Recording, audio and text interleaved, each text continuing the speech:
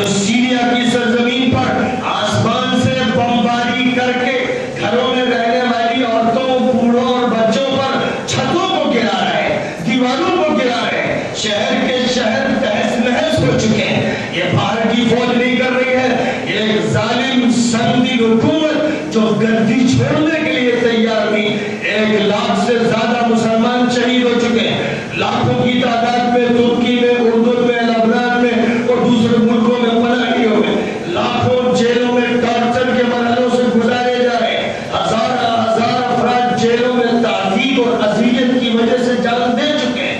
یہ وہ منظرنامہ ہے. اس منظرنامے میں کیمیکل ویپن 4-5 مہینوں سے استعمال ہو رہے ہیں، مختلف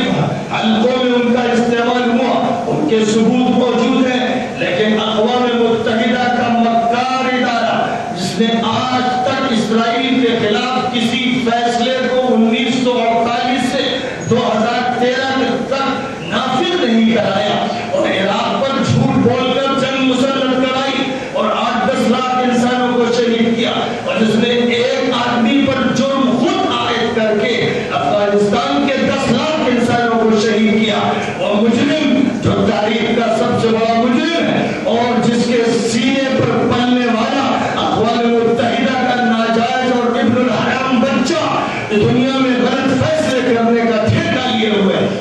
جس کی سلامتی کونسل صرف مظلوموں کو مارنے کے لیے ہے، اور روس جس کے شہر شہر میں نے اپنی آنکھوں سے دیکھا ہے. میں نے بخارا کا سفر کیا ہے، تاشکند کا کیا ہے، میں نے ماسکو کا سفر کیا ہے، میں نے وہاں کے بہت سے شہر دیکھے اور شہروں میں وہ یادگار لاتیں دیکھی، اور جب میں نے پوچھا کہ یہ کس لیے یادگار ہے تو بتایا گیا کہ سوویت یونین کے زمانے میں اس شہر میں 8 لاکھ آدمی مارے گئے، اس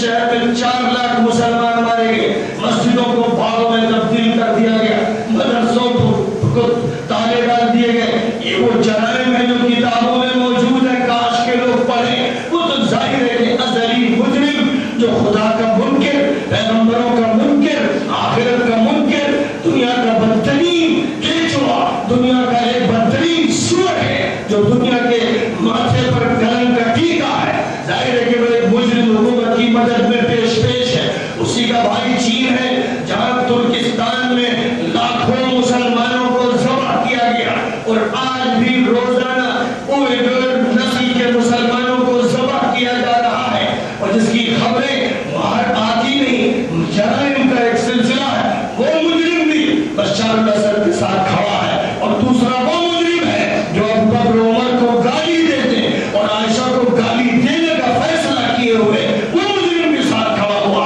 ان مجرموں نے یہ فیصلہ کر رکھا ہے کہ ہم ہر حالت میں اس کو مدد دیں گے جس کے جرائم